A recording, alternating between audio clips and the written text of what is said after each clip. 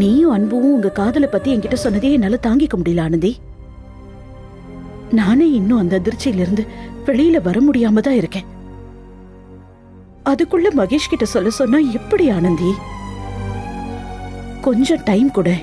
அதுக்குள்ள இன்னும் எனக்கு என்ன கொடுமையெல்லாம் நடக்கும்னு தெரியலையே மேடம்.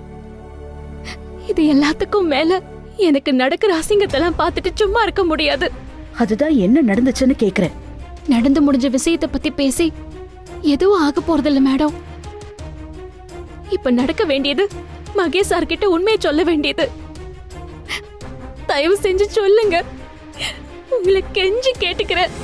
ஆனந்தி, இங்க பாரு, நான் சொல்றத கொஞ்சம் பொறுமையா கேளு. மகேஷ் இப்ப 2 நாளா தான் சந்தோஷமா நார்மலா இருக்கான்.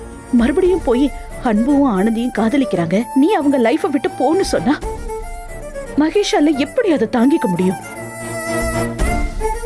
ரொம்ப கோவப்படுவான். அப்புறம் அவன் கண்ட்ரோல்ல மீறி போயிடுவான். யார் பேச்சையும் அவன் கேட்க மாட்டான். அதையெல்லாம் யோசிக்கவே எனக்கு பயமா இருக்கு.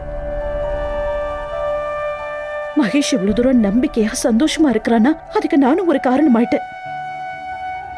நீ விஷயத்தை முன்னாடியே சொல்லியிருந்தா நான் தடுத்திருந்திருப்பேன் ஆனந்தி. ஆனா இப்போ எல்லாமே கைய மீறி போற நேரத்துல உடனே நிறுத்த சொல்றதுங்கிறது வேகமா ஓடிட்டு இருக்கிற ட்ரெயின் உடனே சடன் பிரேக் போட்டு நிறுத்துறதுக்கு சமம். அதனால எத்தனை பேருக்கு பாதிப்பு ஏற்படும்னு எனக்கு தெரியாது ஆனந்தி. மகேஷ் சார் படுற வேதனைய பத்திதே அன்புக்கும் உங்களுக்கும் கவலையாவே இருக்குது.